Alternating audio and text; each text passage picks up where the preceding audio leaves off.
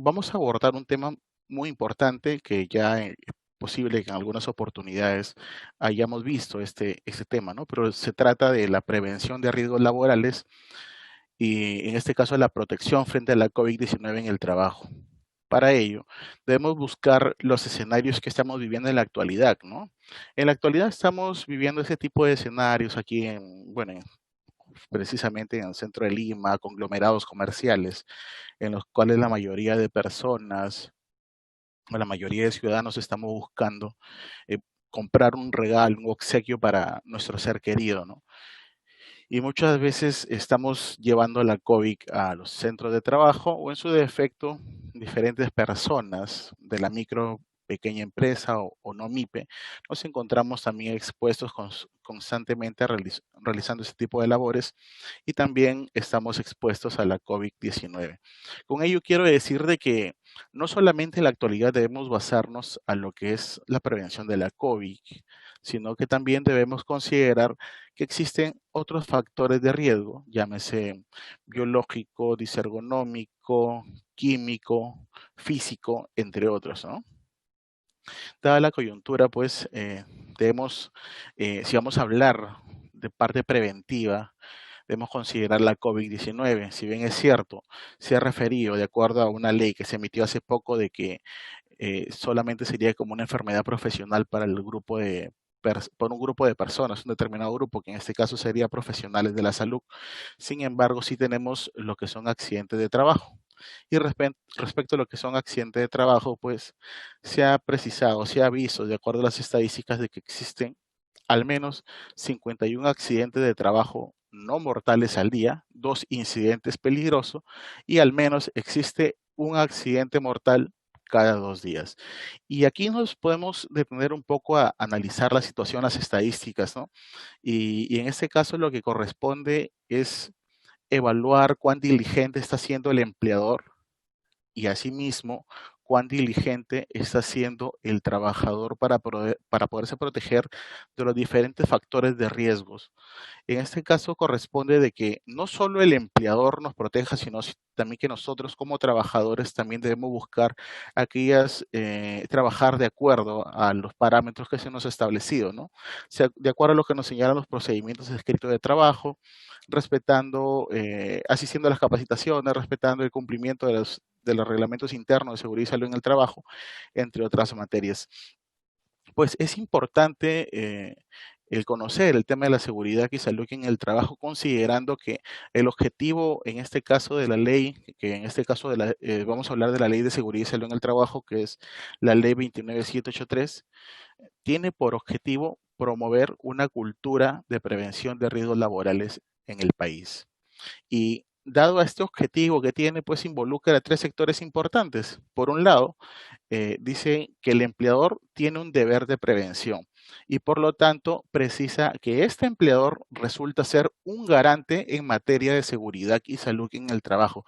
Es decir, el empleador debe brindar las condiciones, los medios que protejan la vida, la salud y el bienestar de los trabajadores, inclusive de aquellos que sin tener un vínculo laboral se encuentran prestando un servicio dentro del ámbito de labores de este. Por lo tanto, es un garante en materia de seguridad y salud en el trabajo.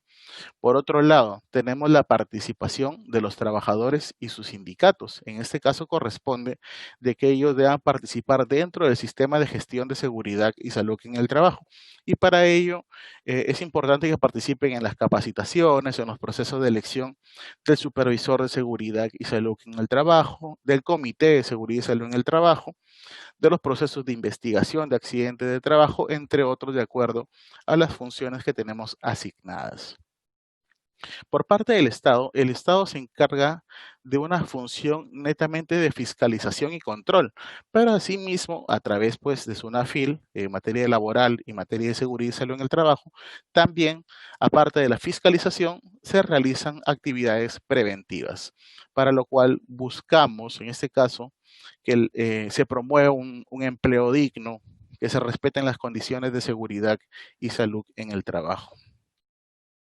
Además, Existen varios principios dentro de la Ley de Seguridad y Salud en el Trabajo, sin embargo, he considerado pertinente colocar dos de ellos.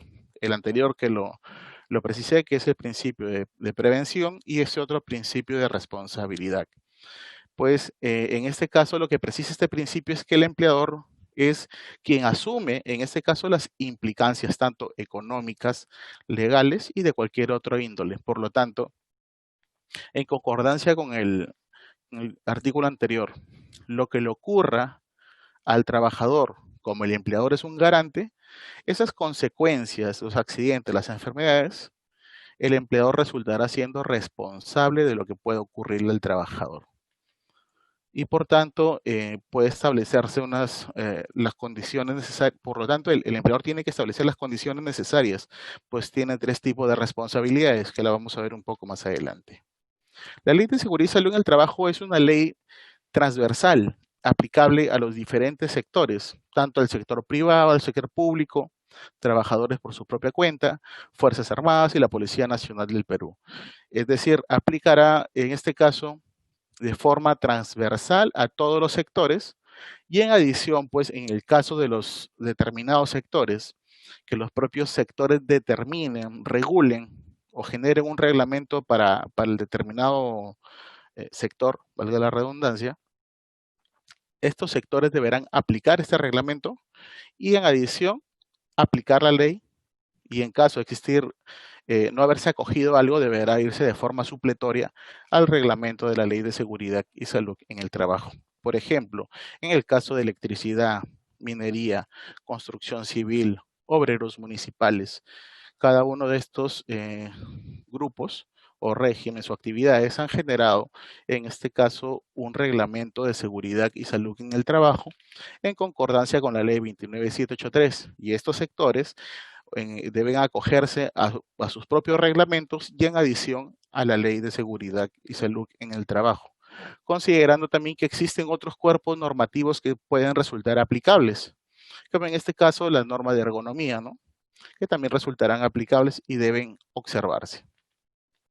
Al respecto, el empleador tiene tres tipos de responsabilidades. Por un lado, tiene una responsabilidad civil, en la cual tendrá que pagar alguna indemnización por daños y perjuicio. Por otro lado, corresponderá la responsabilidad penal, que atendiendo al artículo 168A, podría el empleador, en este caso, ir a obtener una pena privativa de la libertad desde 1 hasta 8 años. Y finalmente, la vía administrativa o responsabilidad administrativa. Para el Estado, para los el régimen CAS 276, el régimen con excepción del 728, sería responsable servir. Sin embargo, SUNAFIL sería responsable de realizar la fiscalización y control para el sector privado, en este caso para el decreto legislativo 728. Incluso si el trabajador del decreto legislativo 728 se encuentra dentro del sector público, también resultará aplicable. La SUNAFIL va a ser responsable, por un lado, de promover el cumplimiento de las normas sociolaborales y en materia de seguridad y salud en el trabajo, supervisar y fiscalizar que se cumplan estos cuerpos normativos. Para ello, va a brindar asesoría técnica, realizar investigaciones y también puede proponer emisiones normativas en este caso. SUNAFIL no es un ente regulador, no genera normas en este caso, ¿no? Quien generaría las normas serían los ministerios y para este caso, en materia de seguridad y salud en el trabajo, correspondería a los sectores competentes o en este caso al Ministerio de Trabajo y Promoción del Empleo. Una de las obligaciones por las cuales yo puedo realizar una prevención de riesgos es que el empleador, a través de un sistema de gestión de seguridad y salud en el trabajo, podrá implementar medidas que garanticen la seguridad y salud en el trabajo. Por eso es importante de que deba cumplir con esta obligación. El no contar con esta obligación, el de contar un sistema de gestión de seguridad y salud en el trabajo, corresponderá una infracción de tipo muy grave y por lo tanto puede ser sancionado ante un proceso inspectivo. Ahora, este sistema de gestión de seguridad y salud en el trabajo es en proporción a la actividad que realizo, al tipo de empresa que soy, al nivel de exposición de peligros y riesgos a los cuales someto a mis trabajadores. Y asimismo, en coordinación, en proporción a la cantidad de trabajadores a los cuales tengo expuestos.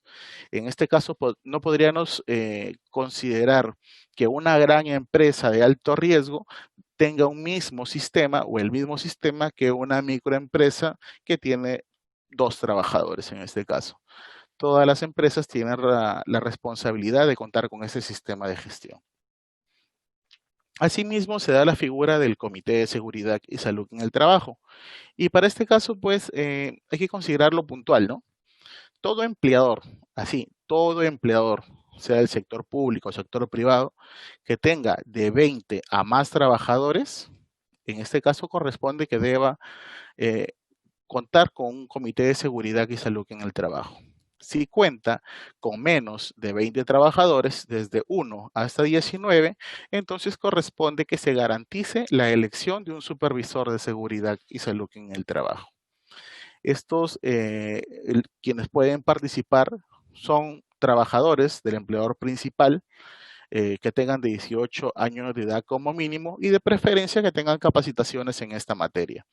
Hay que recordar pues que para ser miembro del comité, precisamente tengo que ser un trabajador del empleador. Caso contrario, no podría participar.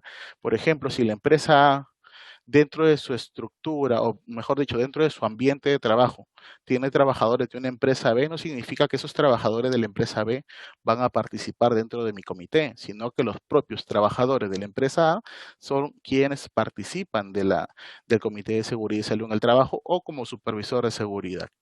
Para ello, pues, en concordancia con la prevención de riesgo y el sistema de gestión de seguridad y salud en el trabajo, en el cual resulta obligado, en este caso, el empleador a contar con este sistema de gestión, debe contar con cierta documentación. Y esos documentos con los que debe contar son, pues, la política y objetivos en materia de seguridad y salud en el trabajo.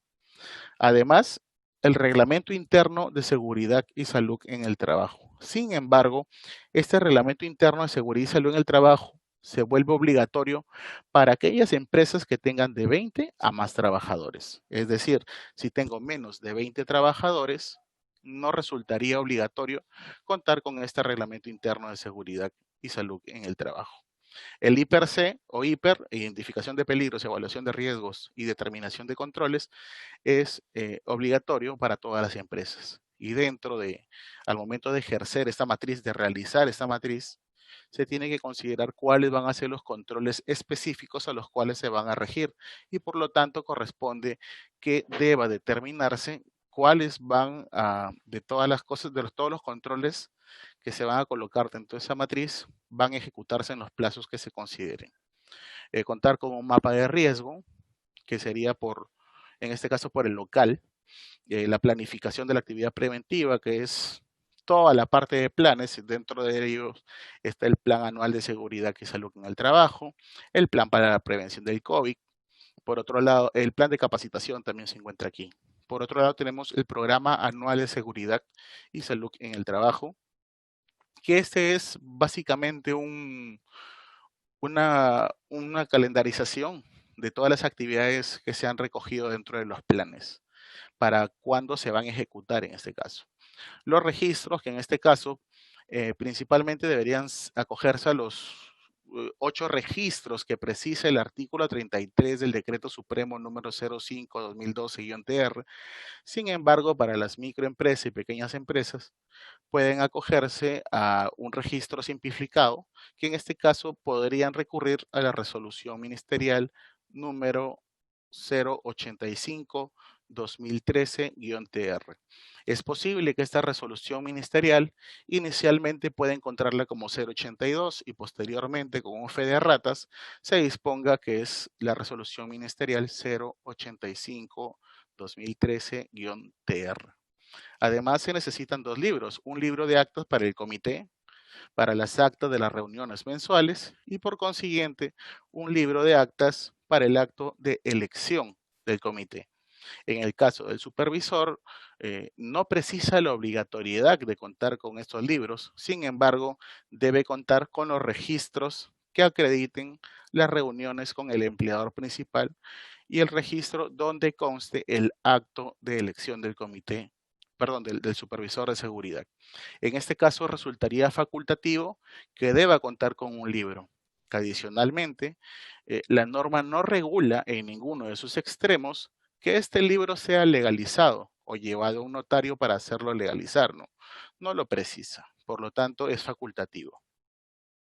Además contamos pues de que nuestro empleador tiene ciertas responsabilidades y entre las responsabilidades es entregar el reglamento interno de seguridad y salud en el trabajo, como le precisaba, cuando tenga de 20 a más trabajadores. No solamente proporcionarlo, sino que en adición debe capacitarnos dentro del reglamento interno de seguridad y salud en el trabajo, brindarnos 4 capacitaciones al año y para ello ya sabemos que en este caso el artículo 35 de la ley 29783 precisa que todo empleador debe realizar como mínimo 4 capacitaciones. Y hace un poco tiempo atrás se emitió el decreto legislativo 1499, donde precisa que las capacitaciones que señala el artículo 35 pueden ser llevados de forma virtual o de forma presencial. Deja la facultad del empleador bajo ciertas excepciones que corresponde revisarlo en el artículo 7. Luego precisa que debe juntarse al contrato de trabajo la descripción de las recomendaciones en materia de seguridad y salud en el trabajo, brindarse las facilidades económicas, licencias con goce de edad para los representantes ante el Comité de Seguridad y Salud en el Trabajo para los propios trabajadores, siempre que sea en materia de seguridad y salud en el trabajo. Elaborar los mapas de riesgos, puedes ponerlos a disposición, que puedan estar en un lugar visible. Adicionalmente, elaborar el plan, implementarlo y asimismo entregarlo a cada trabajador en el plazo máximo de 24 horas después de haberse aprobado el referido plan. Asimismo, pues debe el empleador en este caso considerar que todo trabajador eh, tiene ciertas condiciones especiales, ¿no? No todos los trabajadores somos iguales y por tanto, de acuerdo a las condiciones de cada trabajador, deberá considerar las condiciones para poder aplicar las medidas de seguridad y salud en el trabajo. Para ello, pues protegerá a las gestantes, a las lactantes, a todo trabajador de aquellos factores de riesgo que puedan afectar su procreación, aplicando un sistema de gestión con enfoque de género, por ejemplo, de que considerando que los trabajadores deben levantar un peso máximo, tal como lo refiere la resolución ministerial 375 del 2008-TR, y para las mujeres también un peso, ¿no? En este caso 15 y 25 kilos, 25 para los caballeros, para los varones, para los hombres, y 15 kilos para las damas, para las mujeres en este caso. Y básicamente la función que tiene el empleador es de carácter preventivo, ¿no?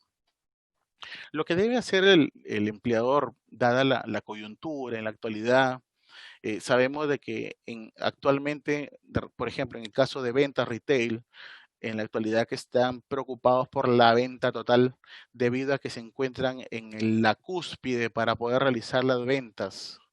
Por lo tanto, tienen varias personas que están llegando a hacer compras y por lo tanto tienen mayor exposición a los factores de riesgo biológico. Sin embargo, también pues, puede darse que dentro de un almacén, dada la cantidad de mercadería que puedan tener, que no exista un adecuado orden, puedan generarse diversos tipos de factores, en este caso riesgos psicosociales, ergonómicos o disergonómicos, físicos que puede haber por ruido, exceso o defecto de iluminación, por productos químicos, entre otros que podrían resultar afectando a la salud del trabajador. Y por tanto, es necesario que el empleador deba asumir un enfoque global que permita hacer un análisis contundente de todo. Ahora, algo que siempre nos consultan ya en ese punto, dentro del reglamento de la Ley de Seguridad y Salud en el Trabajo precisa pues de que todo empleador debe realizar un monitoreo de agentes físicos, químicos, biológicos y ergonómicos. Pero nos dicen, sabemos de que existe el decreto legislativo 1499. Ese decreto legislativo 1499 refiere que las auditorías se encuentran suspendidas. Y nos dicen, ¿en este caso ocurriría lo mismo para los monitoreos? La respuesta es no. La norma no ha considerado que los monitoreos se suspendan. Sí, las auditorías, pero más no los monitoreos, porque en este caso se sobreentiende que todos los días que se ejerza labor estamos sometidos a diversos factores de riesgo, los cuales deben ser oportunamente medidos para gestionar nuestros riesgos, ¿no? El decreto legislativo 1499 también considera, por ejemplo, la suspensión de exámenes médicos ocupacionales.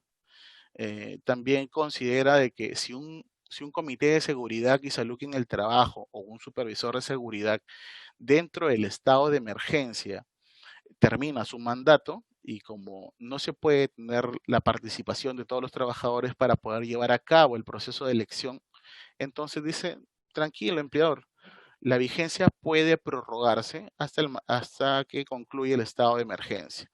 Concluyendo el estado de emergencia, puedes nuevamente convocar a elecciones para que puedan elegirse a los representantes titulares y suplentes ante el Comité de Seguridad y Salud en el Trabajo, considerando que este es un órgano bipartito y paritario, ¿no?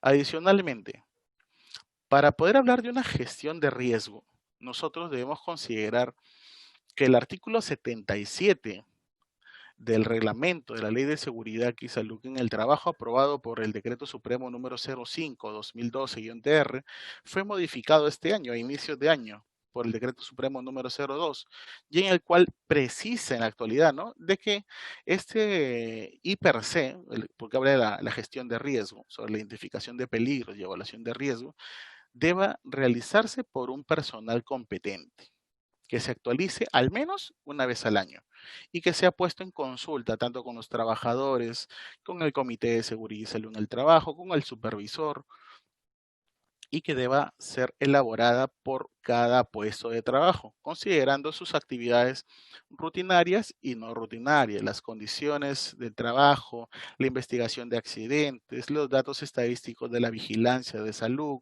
los resultados de los monitoreos de los agentes físicos, químicos y biológicos, entre otros. Por tanto, lo que se busca dentro de este proceso, dentro de este artículo, es que el empleador sea diligente y por tanto lo que corresponda es que ejerza su rol de garante en materia de seguridad y salud en el trabajo y pueda cumplir con la gestión de riesgo de forma oportuna.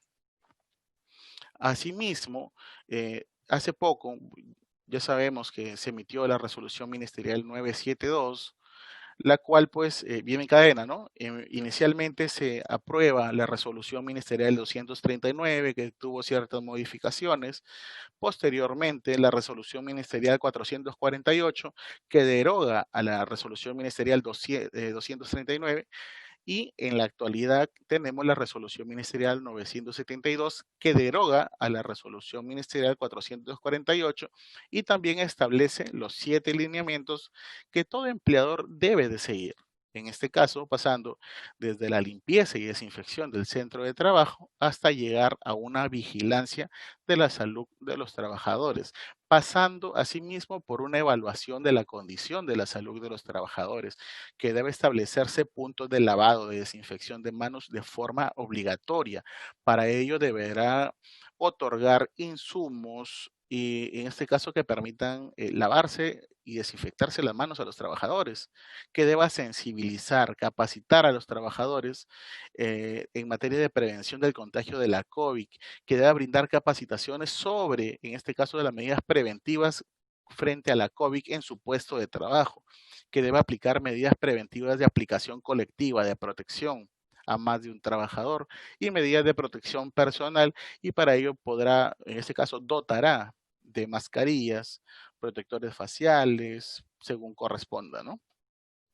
Sin perjuicio que, dada la evaluación dentro del hiper, pueda dotarse de otros equipos de protección llámese guantes, llámese lentes, casco, calzado punta de acero, arnés, entre otros equipos de protección según el puesto de trabajo que desarrolle.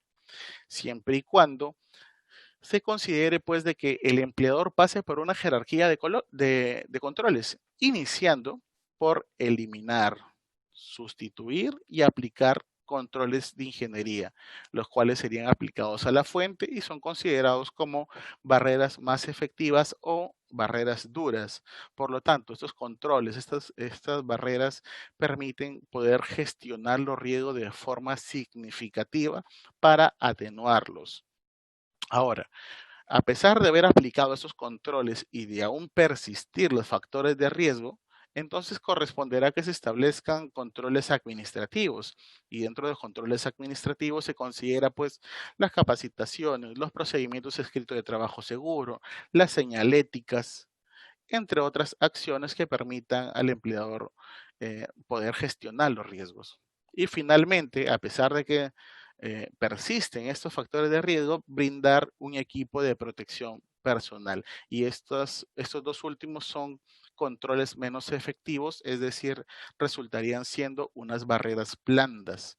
Y por lo tanto, no deberíamos iniciar con que un trabajador ingresa el día de hoy a laborar inmediatamente, le voy a dotar de equipo de protección, sino que debo pasar por una jerarquía de controles y iniciar por capacitarlo, por entrenarlo, y donde se vaya a desplazar a laborar, pues considerar pasar la jerarquía de controles. Primero eliminar los peligros, sustituirlos, aplicar controles de ingeniería, aplicar controles administrativos y finalmente considerar la dotación de los equipos de protección personal. ¿Cuáles son las principales medidas frente a la COVID-19, dado a que estamos dentro de esta ponencia que nos trae justo este tema? Lo que se debe buscar, pues, es en principio evitar compartir artículos personales, ¿no? Como cubiertos, platos, vasos, entre otros. Mantener unos ambientes ventilados, donde vamos a estar trabajando deben ser espacios ventilados. Utilizar equipos de protección como la mascarilla, y otros equipos de protección según los riesgos que pueda tener, ¿no? En este caso, considerando el distanciamiento físico. Asimismo, al momento de portar mi mascarilla, debo realizar un análisis de mi mascarilla, evaluar si que se encuentra bien antes de utilizarla.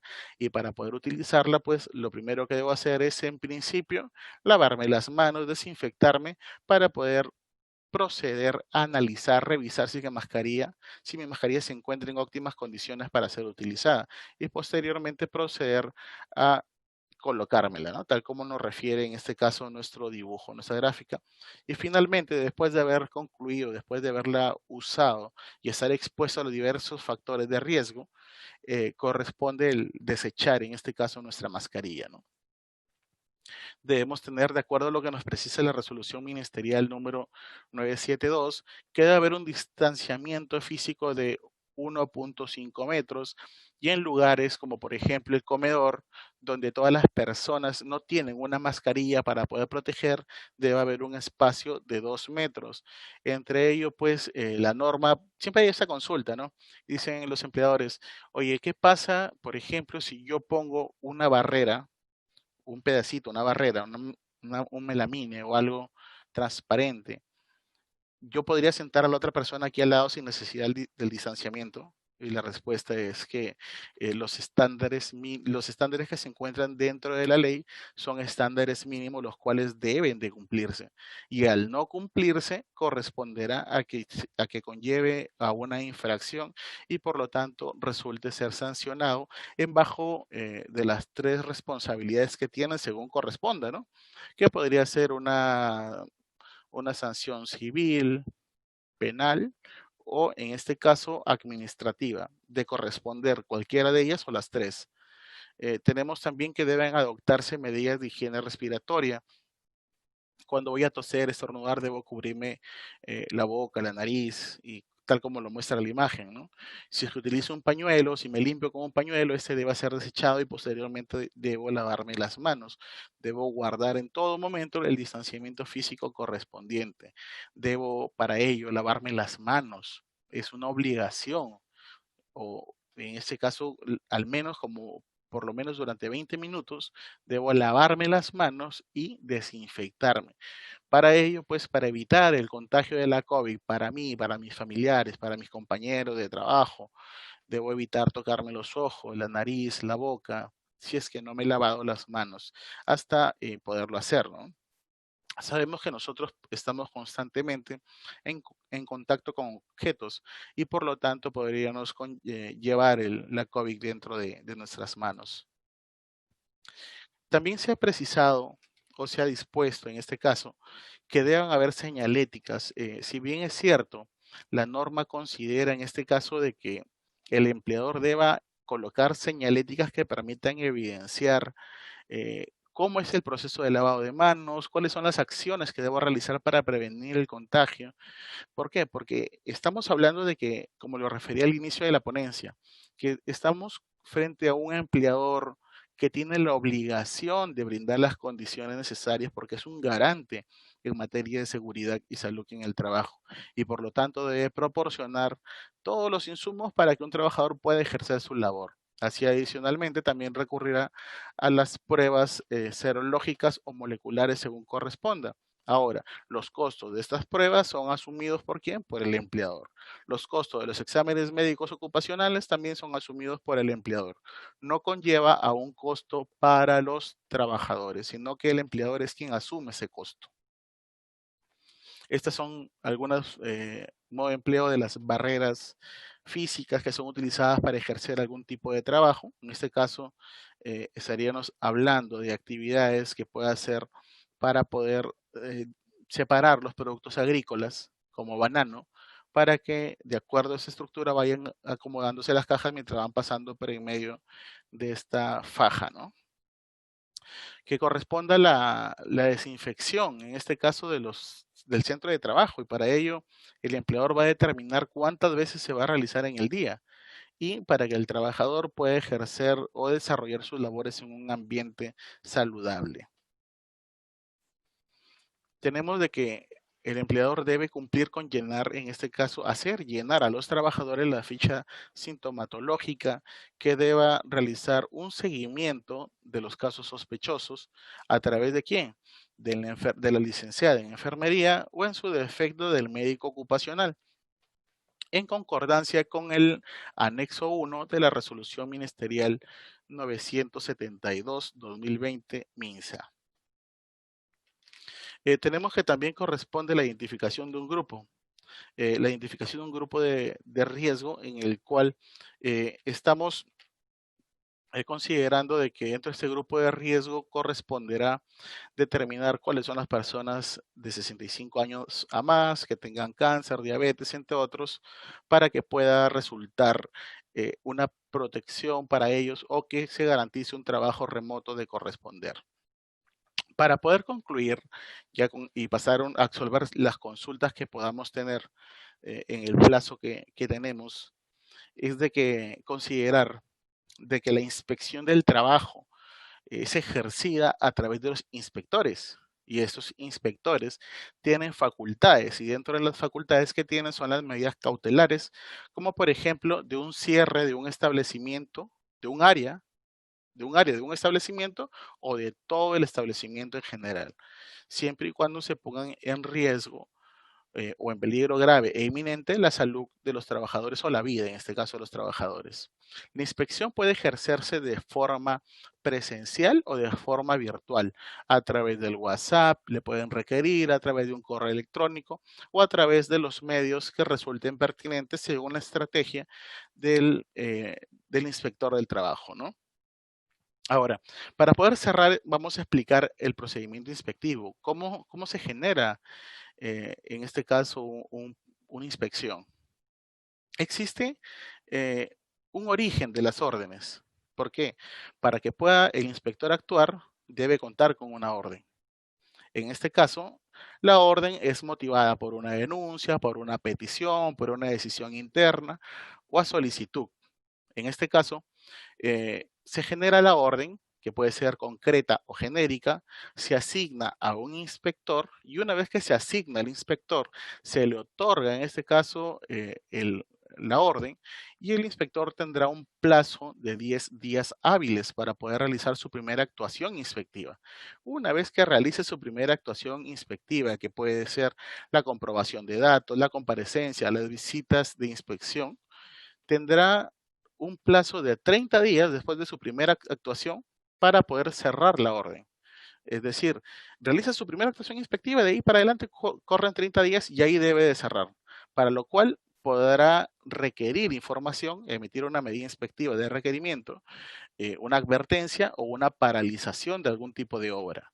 Y finalmente podrá concluir de dos formas.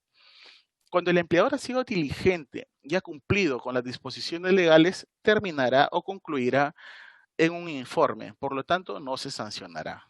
Sin embargo, si se han infringido las disposiciones normativas, concluirá en una acta de infracción y para ello pues corresponde la sanción de acuerdo a la tipificación dentro del reglamento de inspecciones, ¿no? Este es el procedimiento inspectivo en materia de lo que es seguridad y salud en el trabajo. Bien, para poder cerrar y pasar a responder las consultas, es necesario que ustedes sepan que Sunafil tiene un aplicativo que se llama Sunafil Responde, a través del cual usted ingresa a la página de Sunafil y inmediatamente dentro de este espacio podrá plantear sus preguntas y en un plazo de 48 horas como máximo, usted obtendrá su respuesta. Muy bien, vamos a absolver las consultas que se nos ha planteado durante este pequeño repaso, ¿no? Nos consultan, por un lado, dice, soy un taller mecánico, trabajamos 6 con el jefe, somos una MIPE, puede acogerse a la 085. Bien, en este caso, si no resulto ser una empresa de alto riesgo, entonces puedo cogerme a la 085 porque no contempla en este caso a las empresas que realizan labores de alto riesgo. Si mi RUC o mi CIU en este caso se encuentra o mis actividades se encuentran enmarcadas en el anexo 5 del decreto supremo 03 del 97, entonces no podré no podré aplicarle a la resolución ministerial 085. A ver, vamos a continuar con las preguntas. Se me perdieron las consultas. Un minuto, por favor. Muy bien. Dice, ¿podemos ponernos en un CIS, mi jefe darnos un SCTR? A ver, si soy una actividad de alto riesgo, corresponde de que me entreguen un SCTR. Y por lo tanto, este SCTR contempla no solamente la póliza de salud, también corresponde la póliza de pensiones. Y para ello, pues, en caso de un accidente de trabajo, se activará. Mi En este caso también respecto al CIS, sí está facultado para la microempresa que puedan colocar a los trabajadores dentro del CIS. Sin embargo, a pesar de no ser un objeto dentro de nuestra ponencia, sí es pertinente que puedan, en sus defectos, y tener consultas adicionales sobre esto, plantearlo dentro del aplicativo al cual hice referencia. Con respecto a la capacitación, ¿lo hace el empleador o supervisor de las capacitaciones o que toman en el Mintra o virtual? ¿Se debe buscar empresa para que nos capacite? A ver, lo que nos refiere la ley es de que el empleador puede, en este caso, brindar capacitaciones, en este caso a través de un profesional competente, o en su defecto disponer para que asista a las capacitaciones que da Ministerio de Trabajo o SUNAFIL y también son consideradas como válidas. Por lo tanto, puede ejercer cualquiera de ellas. Dice, si el trabajador se accidenta en su casa y el empleador tiene la responsabilidad, si hablamos de un trabajo remoto, es posible que el empleador tenga una responsabilidad, porque hay una disposición normativa en el cual corresponde al ejercicio de una labor. Si está ejerciendo la labor, corresponde a que se considere como un accidente de trabajo. Si no está realizando su función, no está realizando un trabajo remoto y no ha sido con ocasión al trabajo, entonces la consulta caería de madura, ¿no? Es decir, no resultaría ser un accidente de trabajo. Es posible que el Comité de Seguridad y Salud en el Trabajo, previa acreditación con resolución, cuente con asignación de presupuesto para establecer capacitaciones. Ya dependerá en este caso del empleador. Aparentemente estamos hablando de una entidad del Estado, porque nos habla de una resolución. En este caso corresponde que el empleador pueda determinar cuál es la metodología a la interna, pero ya corresponde a la gestión interna de este. Eh, Dice, o sea, un comité que está a punto de vencer el periodo máximo de gestión de 2 años puede continuar hasta que finalice la emergencia sanitaria. Es correcto.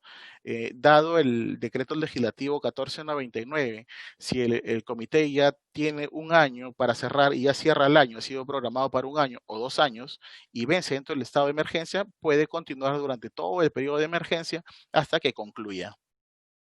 Una vez que concluye el estado de emergencia, puede convocar nuevamente a las elecciones del comité. Dice, una consulta. El plan de vigilancia de prevención del COVID debe cumplir con incluir los 7 lineamientos del plan de forma obligatoria. En efecto, debe considerar estos 7 lineamientos, dado que es el proceso desde el ingreso, el ingreso o la reincorporación del trabajador hasta concluir el proceso de una vigilancia en materia de seguridad y salud en el trabajo. Es obligatorio para la entidad que la reincorporación de su personal sea previo a realizarse la prueba molecular o rápida. En este caso, ya hay un lineamiento por parte del Ministerio de Salud. En este caso, las pruebas se aplicarían para personales que estuvieron en contacto o en su defecto, si es que hay normas sectoriales que precisen que deba contarse con la prueba, entonces tiene que cumplir con la obligación de pasar su examen previo a reincorporarse a trabajar. Caso contrario, no podría incorporarse a trabajar. Dependerá del sector en el cual nos encontremos inmersos. Si el trabajo, dice, si trabajo, ¿cada cuánto tiempo tengo que hacerme la prueba para saber si estoy o no infectado? En este caso, dice, por si no presento ningún síntoma. Puedo ser asintomático, ¿no? En este caso, pero en este caso corresponde que la evaluación sea, bueno, la norma no precisa en ninguno de sus extremos cuál es la periodicidad en la cual se va, a manera general, a manera de que nos refiera, cada cuánto tiempo tengo que aplicarme la prueba de descarte en este caso. Sin embargo, corresponde que de acuerdo al sector, si el sector ha regulado, deba acogerme a lo que precisa el sector. En términos generales, no ha reconocido esto la frecuencia, ¿no? Dice, buenas tardes. ¿En qué se diferencian los peligros disergonómicos de los biomecánicos en los centros de trabajo? Bien, aquí en este caso no hemos hablado de biomecánicos, sin embargo, podríamos considerar habría que considerar la distinción, el significado propiamente. Y cuando hablamos del tema ergonómico y disergonómico propiamente, lo encontramos dentro de un cuerpo normativo, que esto lo puede revisar en la resolución ministerial 375-2008-TR, que son los factores de riesgo reconocidos y reglamentados a nivel nacional, ¿no? Si soy parte de la población vulnerable y la empresa me manda con licencia de goce de haber y no me permite retornar, ¿hay alguna resolución lo cual me ampare para poder retornar a mi centro de labor o tengo que esperar a que el Estado levante la observancia sobre el personal vulnerable? En este caso hay una forma, salió una resolución ministerial número 090 o 099, 099 2020, en la cual precisa que el trabajador puede asumir la responsabilidad, firmar una declaración jurada y a través de esa declaración jurada puede reincorporarse a trabajar. Sin embargo, queda a criterio del médico ocupacional, en este caso, acoger la petición. Ya corresponde a la gestión interna del empleador. Nos consultan. Buenas tardes. ¿Qué pasa si los representantes de los trabajadores del comité que fueron ratificados por emergencia sanitaria renuncian y no asisten a las reuniones agendadas? Bueno, en este caso corresponderá si tenemos 3 inasistencias injustificadas de forma consecutiva o 4 alternadas, resultará la vacancia de esos trabajadores y asumirán los suplentes. En su defecto, si ya no tengo suplentes, corresponderá de que de todas maneras deba llevar un proceso de elección del Comité de Seguridad y Salud en el trabajo. Sin embargo, corresponde a la gestión interna del empleador el poder manejar para que puedan llamar a través del presidente del comité a reuniones del comité. Dice, ¿aún está aplicable el seguro de vida ley en los tiempos de pandemia? En este caso, no es de la ponencia, pero sí están vigentes. La matriz per se y el mapa de riesgo deben contar con su firma de un ingeniero especializado. La norma no ha precisado en ninguno de sus extremos que deba reconocerse la firma de un profesional. Es facultativo, si lo quiere hacer, lo puede hacer. Nos consulta, la responsabilidad penal, cárcel, en caso de incumplimiento, aplicaría para el gerente general o responsables del Servicio de Seguridad y Salud en Trabajo. ¿Hay experiencias de algún empleador que haya ido a la cárcel? En este caso, sí, lo que corresponde, la responsabilidad penal recae sobre la persona a quien habría infringido la norma, ¿no? Podría ser el gerente general, el responsable de seguridad y salud en el trabajo. Eso corresponderá que pueda ser dilucidado en la vía judicial y en este caso el juez determinará quién es el responsable y por lo tanto aplicará para él la sanción. Si he sido una empresa que continúo laborando por ser esencial en la pandemia y requiero hacer mi plan COVID-19, ¿cómo se manejan el regreso al trabajo si todos han estado trabajando de manera continua? En este caso, el plan debe considerar de que todos los trabajadores están ejerciendo labor presencial y que no ha habido reingreso ni reincorporación, dado a que se han ejercido labores por ser una entidad con actividades de carácter esencial. No existiría un reingreso salvo que hayan trabajadores que vayan a ingresar en la actualidad, lo cual entiendo de que no se ha dado, ¿no? Ya nos consultan, ¿quién elabora y aprueba el plan de vigilancia del COVID-19? Bien, aquí puntual. De acuerdo a lo que precisa la resolución ministerial 972, precisa que el empleador, a través del Servicio de Seguridad y Salud en el Trabajo, elabora el plan. Y una vez que lo elabora, lo remite al comité o supervisor de seguridad y salud en el trabajo, quien en un plazo de 48 horas lo aprueba. Y una vez que lo aprueba, lo envía al empleador y el empleador lo registra en el SISCOVIC. Nos consultan por otro lado, dice, se realizan las pruebas serológicas molecular o rápida a todo el personal, solo al personal que está de alto riesgo de contagio. En este caso corresponde, como lo refiero, en concordancia con la 972 cuando ha habido un acercamiento con personal sospechoso, cuando existen síntomas, entre otros, ¿no? Pero para ello también habría que considerar qué es lo que nos refiere a la norma sectorial. Si la norma sectorial nos precisa que se realizan la aplicación de las pruebas a partir de los trabajadores medio, desde ahí debe aplicarse, como en el caso de restaurantes. Luego tenemos, si mi rubro es restaurante, con más de 20 trabajadores, necesito mi profesional de la salud de 18 horas a la semana. Si fuese ella, tiene que llenar el formulario del SISCOVIC. Bien, en ese caso debe de cumplir con el anexo 1. De acuerdo al número de trabajadores, debo cumplir con un profesional de la salud y ese profesional de la salud debe realizar la vigilancia y el plan registrarlo en el SISCOVIC. Sí, corresponde. ¿Qué pasa si el médico ocupacional indica que los trabajadores deben tomarse la prueba rápida cada semana y a pesar de que los trabajadores estén notificados no cumplen? Podría, en este caso, implicar algún tipo de sanción, dado a que los trabajadores, a ver, el empleador es la parte fuerte de la relación laboral. Como parte fuerte, puede exigir que el trabajador asista o en su defecto no ingresaría a trabajar. Y en este caso resulta pues necesario que, dado al decreto legislativo también 728, también precisa que el no tomarse exámenes médicos que sean de carácter formal obligatorio, puede inclusive corresponder un despido, ¿no? Por sanción a ello.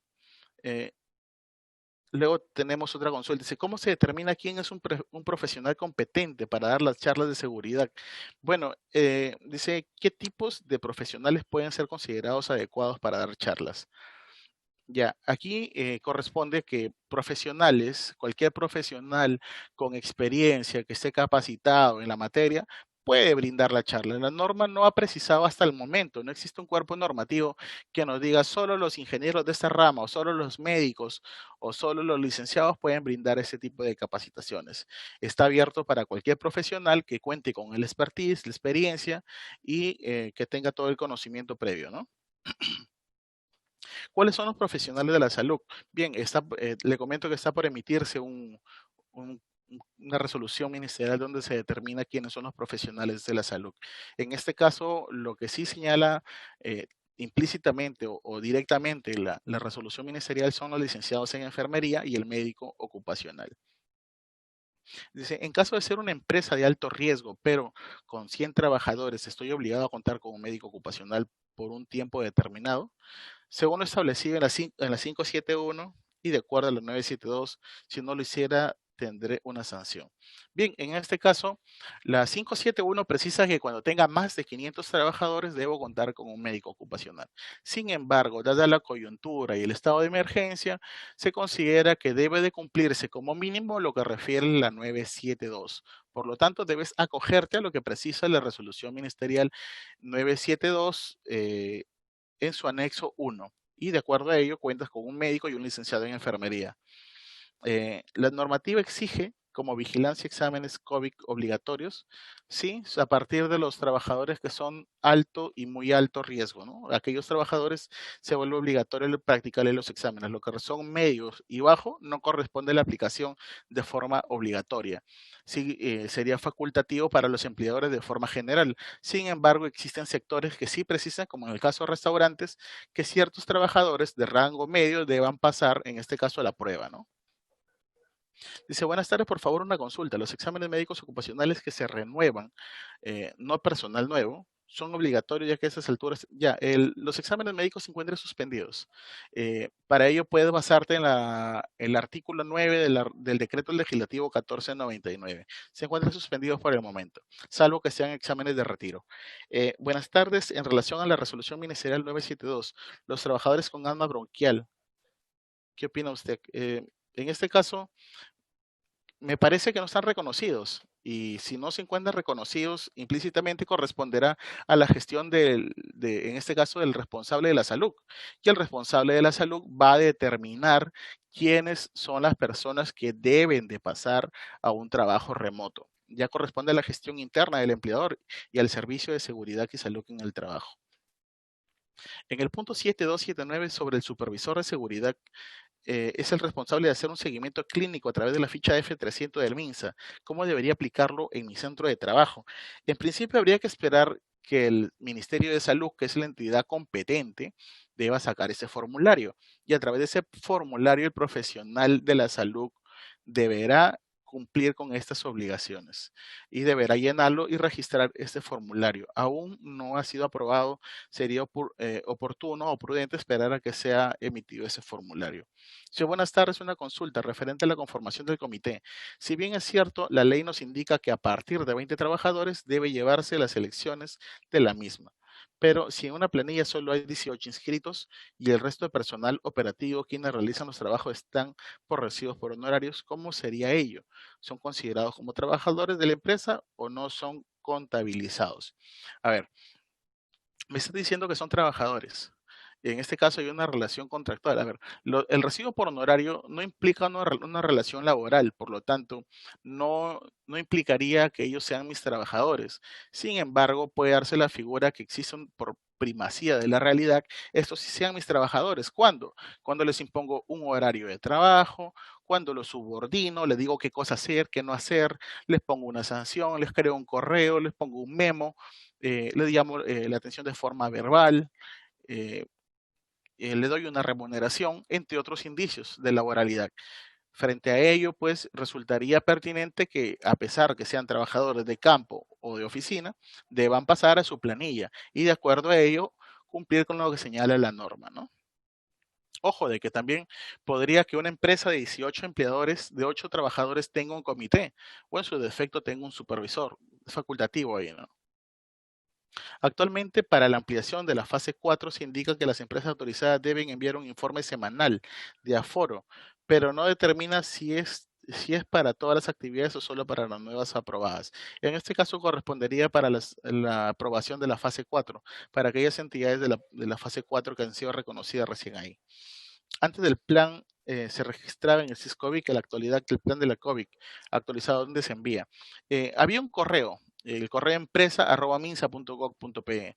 Hasta el momento no ha sido derogado, significa que en la actualidad sigue siendo vigente. Por lo tanto, yo podría enviar ahí y estaría actuando en el marco de la ley, dentro de la legalidad. Sin embargo, si tengo consultas adicionales sobre este punto, el órgano competente resultaría ser Sensopas. Por lo tanto, podríamos lanzarle un correo a Sensopas para que nos responda cuál es la forma de cómo me registro. Pero en principio sería válido enviar el correo al correo empresa, valga la redundancia, empresa@minsa.gov.pe. Dice, con respecto con respecto al plan COVID, si las gerencias incumplen lo indicado, no dando el ejemplo cómo se podría manejar. En este caso corresponde una denuncia, ¿no? Puede renunciar. Como médico ocupacional estoy obligado a firmar declaración jurada en caso de que una persona vulnerable quiera trabajar presencial. Bueno, en este caso corresponde a tu evaluación como médico. Si como médico determinas que un trabajador puede incorporarse y no se ve afectada su salud, entonces podrías hacerlo. En su defecto, podrías negar y no firmar tu documento, porque finalmente podría llevarte a responsabilidades legales. Teniendo un médico ocupacional supervisor, ¿quién es el responsable de actualizar el plan COVID? Los dos, porque es parte del servicio de seguridad y salud en el trabajo. Si es una empresa MIPE de 6 trabajadores y el jefe, ellos son profesionales de salud. El profesional de la salud, que el anexo 1 puede ser bachiller o puede ser colegiado. En este caso, son colegiados, porque de acuerdo a lo que precisa para poder ejercer el médico, así como el abogado, necesita ser pues colegiado y habilitado para poder ejercer la profesión. Dentro de una entidad que cuenta con trabajadores bajo locación de servicios, ellos pueden tener los mismos derechos de seguridad. Todo trabajador tiene derechos a la seguridad y salud en el trabajo. Para ello, pues, le refería al inicio de la ponencia que existe un principio de prevención y incluso el empleador es responsable de garantizar la seguridad y salud en el trabajo y las condiciones de salud para todo trabajador, aún sin tener un vínculo laboral. Si una empresa aún no ha contratado el seguro ley, tiene trabajadores desde mayo, bueno, en este caso existe una norma eh, justo para el seguro vía ley, que ni bien ingresa el trabajador, debe comprar ese seguro, por lo tanto estaría en una infracción. ¿Cuáles son los plazos que la ley indica para la elección del Comité de Seguridad y Salud en el Trabajo? Entiendo que 15 días entre la designación de candidatos actos y la elección, así como 10 días de elección hasta la instalación del comité. ¿Hay otros plazos adicionales? Esos son los únicos plazos que reconoce la ley, ¿no? Una vez que diga cuáles son los trabajadores, que lance la nómina de los trabajadores, después de 15 días hábiles puedes iniciar el proceso de elección. Ahora, el empleador tiene 10 días hábiles después de que se concluyó, se mostraron los resultados, se terminó a cabo el proceso de elección del comité, tiene 10 días hábiles para poder convocar a la instalación del comité. Y finalmente tenemos una última pregunta. Dice, si me dio la COVID y me hice, y ya hice, wow, más consultas no llegaron. Y hice mi cuarentena, saqué mi prueba, salgo negativo. ¿Qué pasa si la empresa no me deja ingresar a obra o me despide? Mi rubro es sector de artes escénicas en espacios abiertos con un aforo del 60%. ¿Hay algún requisito especial o solo me guío por la RM972? En este caso corresponde que se aplica la resolución ministerial 972 y finalmente pues corresponderá a que deban conservarse las condiciones o conservarse la protección después de haber terminado mi cuarentena y debo mantener un tiempo en espacios abiertos, ¿no? Debo protegerme en ese lapso. Luego nos hacen otras consultas. Dice, el anexo 1 de la 972 solo aplica para empresas que al momento de la pandemia no tenían un supervisor de seguridad. No, ese anexo 1 aplica para todas las empresas. Lo que pasa está que dentro del artículo de la 972 precisa algo puntual. Dice, para aquellos empleadores que no cuentan con un servicio de seguridad y salud en el trabajo, deben contar como mínimo con lo que señala este anexo 1, pero todos resultan ser aplicables para todas las empresas. Dice, el punto, ya eso ya lo hemos respondido, dice, muy buenas tardes, por favor envíen el PPT, bueno, es otro. Con respecto al informe de aforo, ¿se ha determinado a qué correo o de qué forma se envía la declaración? ¿Cómo están realizando la verificación de su NAFIL de cumplimiento? Bien, través de Sunafil se realiza a través de un modo de servicio que puede ser de forma virtual o de forma presencial. En este caso se envían algunas cartas para que el empleador en un plazo determinado a través de la casilla electrónica responda si es que está cumpliendo con el plan. En su efecto, podría incentivarse o de no responder el empleador, puede activarse en este caso el procedimiento inspectivo, para lo cual realizarán la verificación in situ. Y como última pregunta, ya para poder concluir, dice, ¿cuál es el tratamiento de los practicantes? ¿Se deben incluir a efectos de considerar el personal médico? Mi empresa tiene 20 trabajadores, pero con practicantes llego a los 22. En este caso, si bien es cierto, la norma no señala propiamente si los practicantes pasan como trabajadores, haciendo un análisis sistemático de la ley, los principios, en ese caso de prevención y responsabilidad, corresponde de que como garante de seguridad y salud en el trabajo deba considerar a esas personas para poder determinar mi sistema de gestión de seguridad y salud en el trabajo. En el artículo 25 de la ley 29783, pues precisa que el sistema de gestión de seguridad y salud en el trabajo deberá ser elaborado también en base al número de trabajadores que tengo, y también consideramos de que esos trabajadores pues están expuestos a labores, a los mismos factores de riesgos a los cuales están expuestos los trabajadores. Por lo tanto, correspondería que el empleador en el marco de cumplimiento como garante en materia de seguridad y salud en el trabajo deba cumplir con sus obligaciones. Por lo tanto, corresponde de que considere inclusive a los practicantes, según lo refiere la resolución ministerial 972, dentro de, en este caso, del anexo número 5, incluye también a los practicantes. Muy bien, eso ha sido todo conmigo. Muy buenas tardes y que continúen. Si tienen otras consultas adicionales, las pueden plantear a través del aplicativo que les referí. Mucho gusto, hasta luego.